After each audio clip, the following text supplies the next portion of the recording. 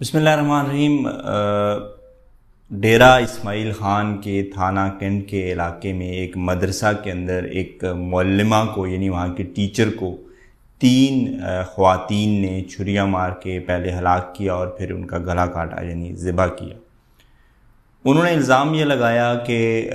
یہ جو خاتون ہیں توہین رسالت یعنی نبی پاک صلی اللہ علیہ وآلہ وسلم کی شان اقدس میں گستاخی کی مرتکب ہوئی ہیں، یا کچھ لوگ یہ کہہ رہے ہیں کہ توہین مذہب کے حوالے سے۔ ڈی پی او ڈیرہ اسماعیل خان کے مطابق ان خواتین نے یہ کہا کہ یہ جو معلمہ انہوں نے قتل کی ہیں، انہوں نے ان خواتین میں سے ایک خاتون نے خواب میں دیکھا کہ جو مقتولہ ہیں انہوں نے نبی پاک صلی اللہ علیہ وآلہ وسلم کی توہین کی۔ یہ جو طالبات تھیں، یہ جو قاتلہ ہیں جنہوں نے قتل کیا، یہ پہلے اسی معلمہ کے پاس پڑھتی تھی اور بعد میں انہوں نے ایک اپنا مدرسہ کھول لیا۔ قاتلین کا بھی اور مقتولہ کا تعلق بھی ایک ہی خاندان سے ہے اور ایک ہی علاقے سے ہے، دونوں سب کا تعلق وزیرستان سے بتایا جاتا ہے، لیکن یہ ڈیرہ اسماعیل خان میں آباد تھی اور اب انہوں نے ایک اپنا مدرسہ کھول لیا۔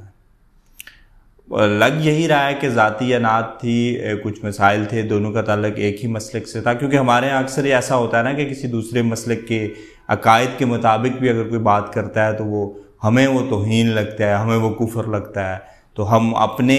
مسلک کے علماء کی پیروی کرتے ہوئے اپنے مسلک کی صرف کتابیں پڑھ کے یہ سمجھتے ہیں کہ دوسرا جو ہے وہ کافر ہوتا ہے، دوسرا جو ہے وہ مشرک ہے، اور اس کو قتل کرنے میں ہم کوئی قباحت نہیں سمجھتے۔ کسی بھی مسلمان کا ظاہر ہے کہ نبی پاک صلی اللہ علیہ وآلہ وسلم کی توہین کو، نبی پاک صلی اللہ علیہ وسلم کی شان اقدس میں گستاخی کو برداشت کرنا کوئی آسان نہیں ہے یا ممکن نہیں ہے، لیکن عمومی طور پہ یہی دیکھا جاتا ہے کہ ذاتی دشمنی کی وجہ سے، ذاتی معاملات کی وجہ سے لوگوں کو قتل کر دیا جاتا ہے۔ اب ظاہر ہے یہ جو مدرسے میں پڑھا رہی تھی تو لازمی بات ہے وہ عالمہ تھی، عالم دین تھی، انہیں دین کا بھی پتہ تھا، انہیں سارے معاملات پتہ تھے، لیکن انہوں نے اس پہ توہین مذہب، بلکہ میرے ایک دوست تو یہ کہہ رہے ہیں کہ کسی عالم دین کی توہین کی وجہ سے انہیں قتل کر دیا گیا کہ جی یہ جو عالم دین ہے ان کے بارے میں تم نے غلط لفظ کیے۔ گزارش یہ ہے کہ شاید کوئی چیز ہمیں درست لگ رہی ہو تو کسی دوسرے کو غلط لگ رہی ہو، اور کوئی چیز کسی دوسرے کو غلط لگ رہی ہو تو ہمیں درست لگ رہی ہو۔ کیا ہم میں سے کوئی دعویٰ کر سکتا ہے کہ ہم نے قرآن کی ساری تفاسیر پڑھ رہی ہیں یا ساری احادیث پڑھ رہی ہیں؟ یہ کیا کوئی بھی ایسی حدیث نہیں ہے جو ہمارے علم میں نہ ہو؟ کوئی اتنے علم کا دعویٰ کر سکتا ہے؟ محض نظریاتی اختلاف کی وجہ سے، محض عقائد کے اختلاف کی وجہ سے کسی کو قتل کر دینا اور پھر بڑی آسانی سے توہین رسالت اور توہین مذہب کا توہین اسلام کا جو ہے وہ لیبل لگا کے جان چھڑوا دینا، یہ ایک وتیرہ بن گیا ہے۔ اصل مسئلہ یہ ہے کہ ان میں سے تقریباً 90% واقعات میں وجوہات کچھ اور ہوتی ہیں، کچھ ذاتی دشمنیاں ہوتی ہیں، کچھ ذاتی مسائل ہوتے ہیں، فرقوں کے یا تنظیموں کے یا مدرسوں کے جو معاملات ہیں وہ ہوتے ہیں، اور اس کو نام یہ دیا جاتا ہے، اور اس پہ کوئی بات اس لیے نہیں کرتا کہ ظاہر ہے ہم سب کو یہ خطرہ ہے کہ ہم اگر بات کریں گے تو ہم پہ بھی یہی الزام لگ جائے گا، لیکن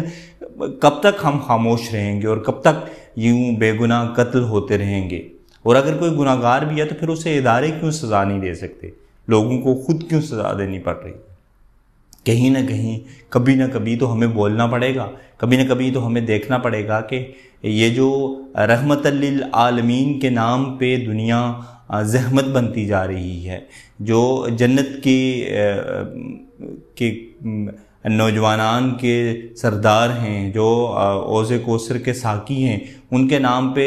یہ دنیا جہنم کیوں بنتی جا رہی ہے؟ کیا نبی پاک صلی اللہ علیہ وآلہ وسلم، ان کے اہل بیت اطہار، ان کے صحابہ کی سیرت و کردار یہ ہے کہ کسی بے گناہ کا گلا کاٹ دیا جائے محض اختلاف یا ذاتی دشمنی کے نام پہ، اور پھر بڑی آسانی سے جان چھڑوا لی جائے؟ کیونکہ اکثر لوگ یہ سمجھتے ہیں کہ ہم اگر نام لے لیں گے توہین رسالت کا، توہین مذہب کا، تو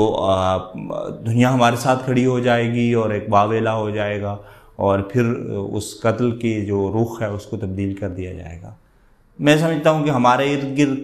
کہیں بھی کسی بھی طرح سے اگر ہمیں لگتا ہے کہ کوئی مذہب کا توہین مذہب کے قانون کا، نبی پاک صلی اللہ علیہ وآلہ وسلم کے نام کا، نبی پاک صلی اللہ علیہ وآلہ وسلم کی شان اقدس کا غلط استعمال کر رہا ہے، اس کو اپنے سیاسی، مذہبی یا مسلکی مفادات کے لیے استعمال کر رہا ہے، تو ہمارا فرض بنتا ہے کہ ہم بولیں اور ایسے سارے معاملات کو بے نقاب کریں، اور یہ حق دیں ہر ایک کو کہ وہ اپنے عقیدے کے مطابق، اپنے مسلک کے مطابق، اپنی کتابوں اور اپنے علماء کی پیروی کر کے زندگی گزار سکے۔ ہاں یہ ضروری ہے کہ کسی دوسرے کے مقدسات کو، کسی دوسرے کے عقائد کو بالکل نہیں چھیڑنا چاہیے۔ جب تک ریاست اس معاملے میں غیر جانبدار نہیں ہوتی، اور جب تک ریاست اس بات کا ڈیسیژن نہیں لیتی کہ ہر انسان کو حق ہے کہ وہ اپنے عقیدے، اپنے مسلک، اپنے ایمان کے مطابق زندگی گزارے، اور ہر انسان اس بات پہ پابند ہو کہ وہ کسی بھی صورت کسی دوسرے کو